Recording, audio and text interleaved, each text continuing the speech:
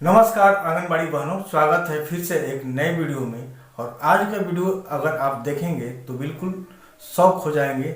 और आज का समाचार ही कुछ ऐसा है कि आपको बताने में भी हमको बहुत ही दुख महसूस हो रहा है। जैसा कि हम लोग पिछले एक महीने से अधिक यानी कि 35 दिनों से लगातार महा हड़ताल की अपडेट जो है आपको देने का प्रयास कर रहे हैं।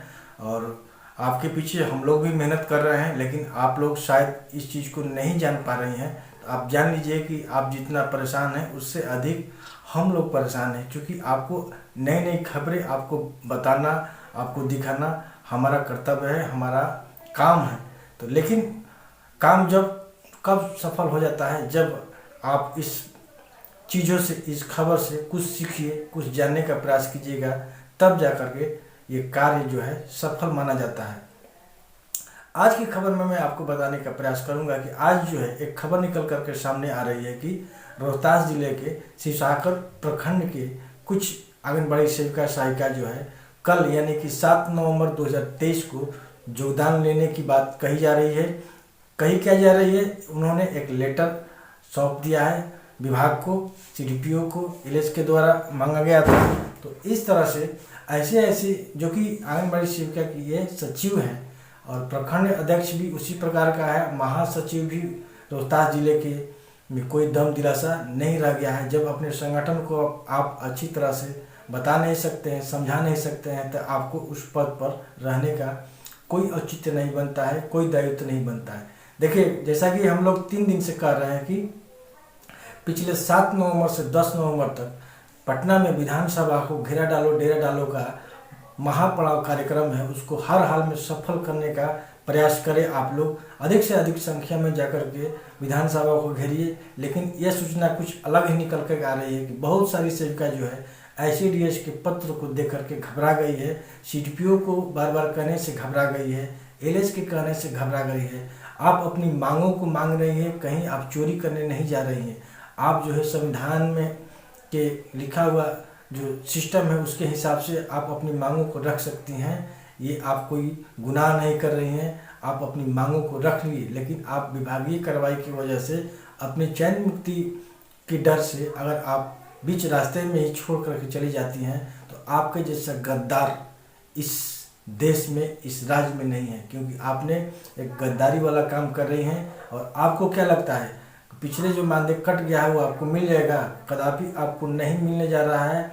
जितने दिन से आंगनबाड़ी सेविका और सहायिका इस हड़ताल में शामिल हैं, उनका मानदेय अगर कटेगा तो सरकार को 70 करोड़ का फायदा होने जा रहा है। लेकिन आपको ठेंगा मिलने वाला है, क्योंकि आप कुछ नहीं करने वाली हैं। ना आपके संगठन में दम है, ना आप में दम है। आप जैसे हैं उसी तरह रहिए। आप मानदेय वृद्धि को लेकर के चिल्लाने से आप जैसे लोगों को कोई फायदा नहीं है। इसलिए आप अपने कार्य कीजिए और सरकार के जितने भी कार्य हो कीजिए। मानदेय वृद्धि के चक्कर में अपना मानदेय मत कटवाइए, नहीं कटवाइए, क्योंकि आप लोग उस लायक हैं ही नहीं।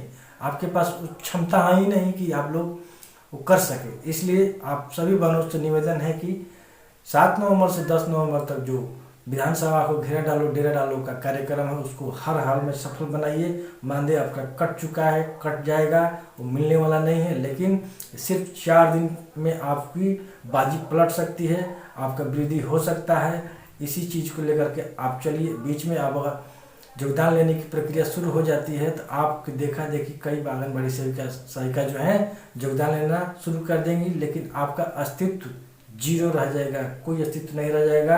आप किसी के लायक नहीं, आपको कोई संघ भरोसा नहीं करेगा आपके ऊपर, और न ही संघ इस बात की जिम्मेवारी लेता है। संघ बार बार आह्वान कर रहा है कि आप लोग अधिक से अधिक संख्या में आकर के इस विधानसभा को घेरिए, घर पर रह करके सूचना नहीं लेने का प्रयास कीजिए। लेकिन आप लोग जितना दिन अभी हड़ताल चल रहा है, यहाँ रोहतास जिले कितने आंगनबाड़ी सेविका सहायिकाओं ने संग्रहालय को घेरा नहीं, ये लोग सब घर में घुस कर रहने वाली है और हिताई नताई घूमने वाली है। इस तरह से आप रिश्तेदारी निभाइए, मानदेय वृद्धि के चक्कर में मत रहिए। चलिए वीडियो को करते हैं शुरू। आज के वीडियो बहुत लंबा हो सकता है, लेकिन हमें भी परेशानी महसूस हो रही है, हमें भी तकलीफ होता है कि हम लोग जिस काम कार्य को दिन रात लगे रहते हैं नए नए खबर को देने के लिए कि हमारी आंगनबाड़ी बहनों को सूचना मिल पाए, उनको जानकारी मिल जाए। और हमारे वीडियो के माध्यम से अगर उनको सीखने का कुछ मिलता है तो हमें अपने कार्य पर सफलता महसूस होती है, गर्व होता है।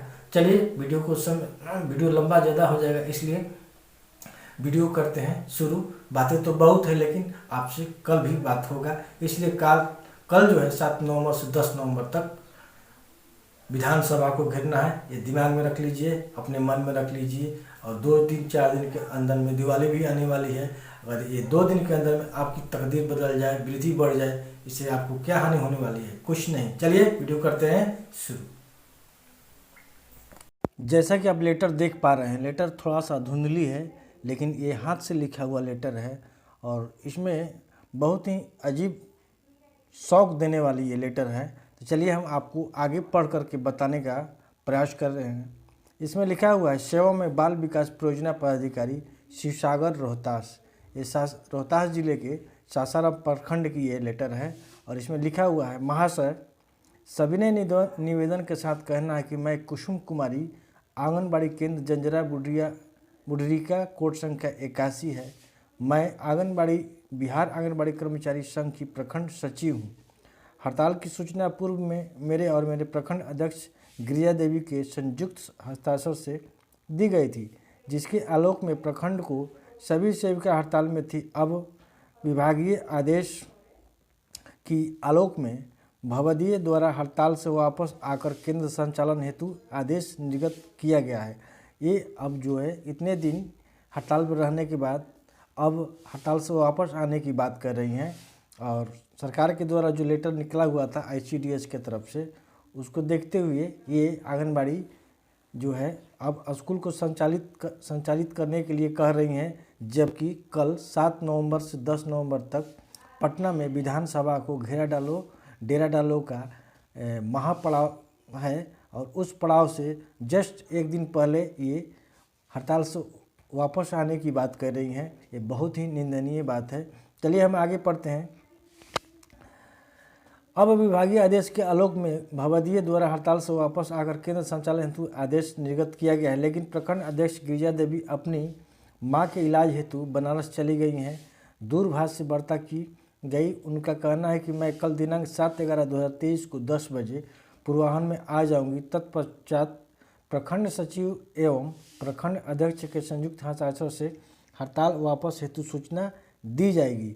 इस तरह से प्रखंड अध्यक्ष द्वारा कहा जा रहा है कि अभी मैं घर पर नहीं हूं और कल मैं वापस आ जाऊंगी तो विधिवत रूप से हस्ताक्षर करके विभाग को दिया जाएगा। अतः श्रीमान से अनुरोध है कि दिनांक 7/11/2023 से हड़ताल से वापस होकर केंद्र संचालन हेतु समय देने की कृपा की जाए। उक्त तिथि को हड़ताल से वापस आकर केंद्र संचालित नहीं करने पर उचित कार्रवाई की जा सकती है।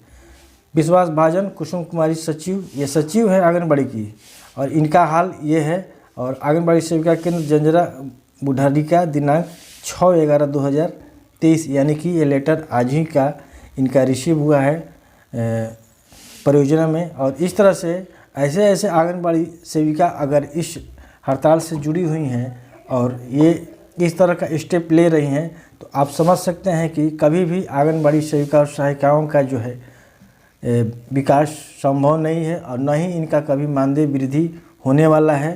तो इस तरह से ये लोग अपना 1 महीने का मानदेय जो कटवा कर कल जो है योगदान लेने के प्रयास कर रही है ये आंगनबाड़ी सेविका सहायिका, बिल्कुल एक अशोचनीय विचार है। इस तरह से ये आशा बहनों की तरह, आशा कार्यकर्ताओं की तरह बिल्कुल एक चीज़ पर नहीं है और ये पोषाहार के चक्कर में सब कुछ हो रहा है।